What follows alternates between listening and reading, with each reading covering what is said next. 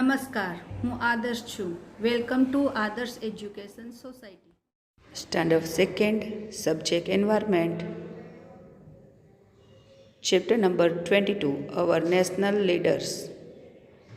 Hello student, good morning. How are you? I hope all are good, fit and fine. Standard 2nd, Subject Environment. We are going to learn chapter number 22, Our National Leaders. Last we all have seen many previous video. उसमें हमने मैंने previous video में learn किया महात्मा गांधी जी जो हमारे father of the nation है उसके बारे में लर्न किया।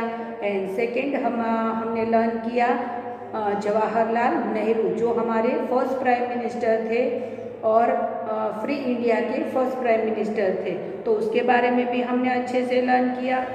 ओके, तो अभी today here start our next leaders, वो है सरदार वल्लभ भाई पटेल।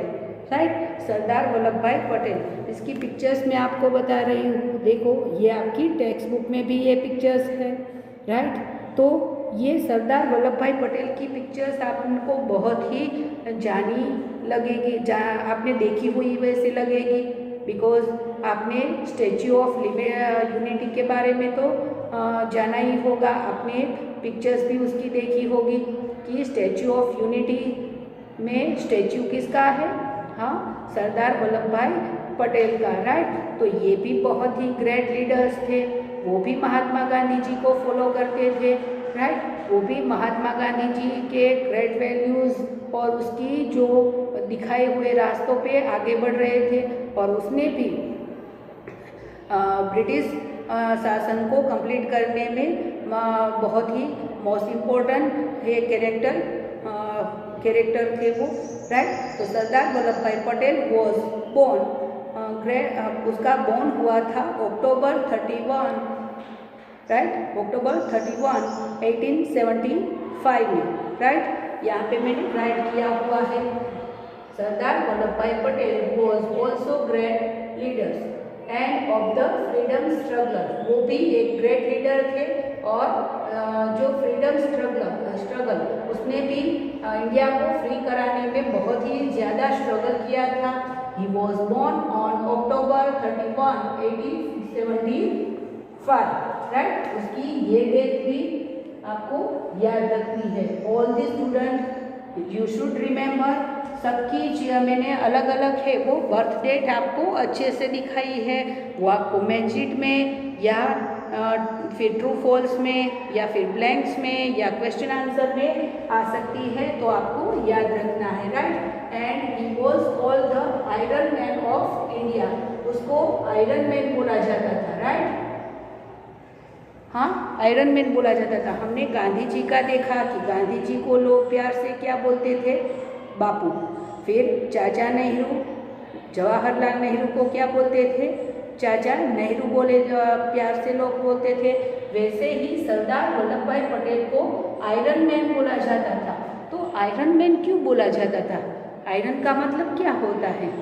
आयरन का मतलब है लोखंड, जो लोहे की होती है ना चीज़ें, आपने देखा होगा आपकी विंडो में लोहे की ग्रिल लगी होगी। राइट, तो उसको आयरन मैन क्यों बुलाया जाता था पता है? हाँ, एक बार उसको ये हाथ, हमारा जो हैंड है ना, हैंड, इसके बीच में यहाँ पे एक बड़ा सा उसे, जैसे हमें गुजराती में कैसे बोलते हैं गुमड़ा, वैसे हुआ था, उसको बामलाई बोलते हैं, वो हुआ था, और वो उसे बहुत ही परेशान कर रहा था। बिकॉज हमें जब कोई भी ऐसे कभी भी हम इंजर्ड होते हैं तो हमें कितना पेन होता है ना, तो उसको भी बहुत ही पेन हो रहा था।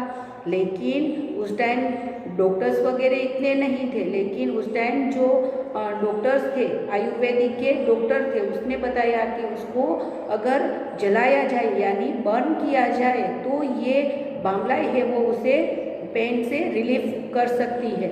तो अभी गर्म लोहा हो, राइट, लोखंड है, वो बहुत ही बर्न करे उसे और एकदम गर्म करे, तो वो अगर हमें टच हो जाए तो हमें तो बहुत पेन होगा ना। हाँ, तो उसने उस टाइम उसे जो यहाँ पे ये घुमड़ा जैसा हुआ था बड़ा वाला, तो उसको एकदम आयरन है वो एकदम गर्म किया, और फिर दोनों हाथों के बीच में लगा दिया, राइट। फिर उसको पेन से रिलीफ हो गए।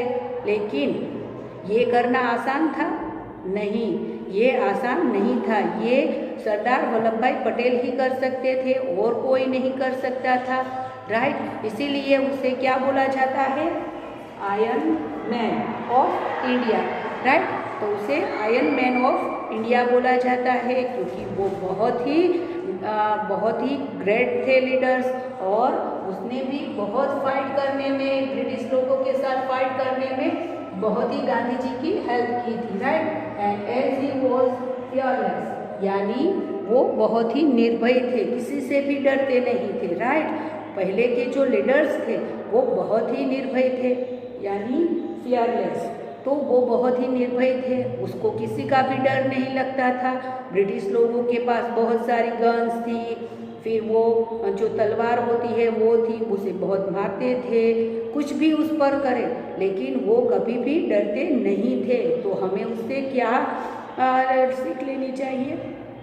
हमें भी किसी से डरना नहीं चाहिए और हमें सच्चाई के लिए हमेशा प्रिपेयर रहना चाहिए, कभी भी किसी से डरना नहीं है, right.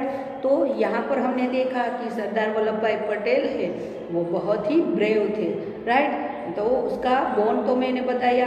And when India become a free nation in 1947, Sardar Vallabh Bhai Patel undertook the difficult task of keeping the country United. तो यहाँ पे बता रहे हैं कि जब 1947 में हमारी कंट्री यानी इंडिया है वो ब्रिटिश रूल से फ्री हुई, तब बहुत ही डिफ़िकल्ट था देश को आगे लेके जाना। तो उसमें सरदार वल्लभ भाई पटेल ने बहुत ही काम किया और सब लोगों को प्रोग्रेस के लिए रेडी किया। आपको पता है डेयरी उद्योग, मैंने डेयरी उद्योग का आपको पहले भी बताया था कि पहले के समय में क्या था कि घर घर जाकर लोग है वो मिल्क है वो लेते थे, जिसके घर में काऊ, गोट या फिर बफेलो होती थी तो हम वहाँ से मिल्क है वो ले आते थे। लेकिन फिर धीरे धीरे प्रोग्रेस हुई, फिर उसकी शॉप स्टार्ट हुई कि मिल्क जहाँ पे उसकी शॉप है वहीं पे जाके हम ले आते थे। लेकिन धीरे धीरे उससे भी प्रोग्रेस हुई। जो विलेजेस थे उसमें बहुत सारे लोग हैं वो ऐसे एनिमल्स को पालते थे, लेकिन विलेजेस में इतने सारे मिल्क की तो ज़रूरत नहीं थी, तो उसको ट्रांसफ़र किया जाता था कहाँ पे? बड़े सिटी में, राइट। क्योंकि सिटी में मैनी पीपल्स है वो रहते हैं, तो उसको वहाँ पे मिल्क की ज़्यादा ज़रूरत रहती है, तो उसे ट्रांसफ़र किया जाता था और वहाँ पे जाकर बेचा जाता था। फिर ये और अमूल डेयरी है वो बहुत ही बिग बनाई, आसपास के जो भी विलेजेस थे वहाँ पे आके मिल्क है वो दे जाते थे और सारा मिल्क है उसको पैकिंग वगैरह किया जाता था, उसे फिल्टराइज किया जाता था और बाद में सभी को डिस्ट्रीब्यूट किया जाता था। और आज हम देख सकते हैं कि ये अमूल का जो मिल्क है वो बहुत ही उसके प्रोडक्शन है वो बहुत ही आगे बढ़ चुका है। अभी तो अमूल की चॉकलेट, अमूल की आइसक्रीम, फिर अमूल का बटर, फिर चीज़, ये सारी प्रोडक्ट्स है वो हमें मिल सकती है। और कहीं भी आप विलेजेस में जाओ या सिटी में जाओ, अमूल की चीज़ें हैं वो हमें कहीं पे भी अवेलेबल है, राइट। तो उसने ये बहुत बड़ी डेयरी को प्रोडक्ट करने के लिए उसका बहुत बड़ा हाथ है, राइट। तो सरदार वल्लभ भाई पटेल ने बारडोली सत्याग्रह, फिर ऐसे तो बहुत सारे सत्याग्रह किए थे। और जब इंडिया फ्री हुआ तभी उसने सारे राजा महाराजाओं के पास गए और उसको समझाया कि अगर हमें आगे बढ़ना है तो हमें क्या करना चाहिए, हमें एक होना चाहिए। इस तरह से ये मेरा राज्य, ये उसका राज्य, ऐसे नहीं करना है। इंडिया एक ही कंट्री है, इंडिया को एक बनाना है। इस तरह से घर घर जाकर लोगों को अच्छे से समझाया, right. And the iron man of India died on December 15, 1950, right. तो वो दिसंबर की 15 को 1950 में उसकी डेथ हुई, राइट। देखो यहाँ पे मैंने दिखाया है उसकी डेथ कब हुई, दिसंबर 15, 1950 को उसकी डेथ हुई, राइट। और उसकी डेथ के बाद लोगों ने उसको बहुत उसके काम को याद किया। उसका एक स्वप्न था कि नर्मदा नदी है ना, जैसे गंगा हमारी मेन है ना रिवर्स, हाँ इंडिया की, वैसे गुजरात की जो मेन रिवर है वो कौन सी है, नर्मदा बहुत ही बिग रिवर है।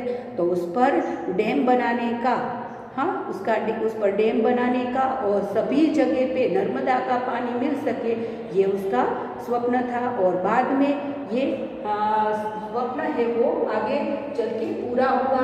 तो उसने वहाँ पे नर्मदा नदी पे एक बड़ा सा डैम बनाया। अभी हमें सभी लोगों को उसका पानी है, आसपास में जो भी सिटी है, विलेजेस है, उसको उसका पानी है वो इजीली मिल जाता है, राइट। तो इसके कारण जो फील्ड में प्रोग्रेस हुई है वो बहुत ही ग्रेट हुई है। अभी सारी जो फील्ड है उसमें लोगों को अच्छे से पानी मिल जाता है, राइट। तो इस तरह से उसने नर्मदा का प्रोजेक्ट है वो कंप्लीट किया था। एंड आगे चल के ये स्टैच्यू ऑफ यूनिटी, राइट, मैंने फर्स्ट ऑफ ऑल आपको बताया कि स्टैच्यू ऑफ यूनिटी, तो ये जो स्टैच्यू ऑफ यूनिटी है वो वर्ल्ड का बेस्ट और टॉलेस्ट है वो स्टैच्यू है। उसकी हाइट कितनी है, राइट, उसकी हाइट है 182 मीटर्स, राइट। और वो बहुत ही टॉलेस्ट ऑफ द वर्ल्ड, वो वर्ल्ड का सबसे टॉलेस्ट स्टैच्यू है। और वहाँ पे अभी तो बहुत सारे लोग घूमने भी जाते हैं। आप गए हो कभी? अगर नहीं गए हैं तो एक बार ज़रूर जाना और देखना। सरदार वल्लभ भाई पटेल की बहुत बड़ा स्टैच्यू है और उसके आसपास भी घूमने के लिए बहुत सारे प्लेसेस हैं, राइट। तो कभी भी जाओ तो आप ज़रूर ये देखना, राइट। तो सरदार वल्लभ भाई पटेल ने भी हमारे इंडिया के लिए बहुत सारा वर्क किया था, राइट। तो हमने यहाँ पे 3 लीडर्स के बारे में लर्न किया। First of all Mahatma Gandhi, second Jawaharlal Nehru, and third जो है वो है Sardar Vallabh Bhai Patel. I hope you all understood this topic. We will continue our next video. Thank you for joining us.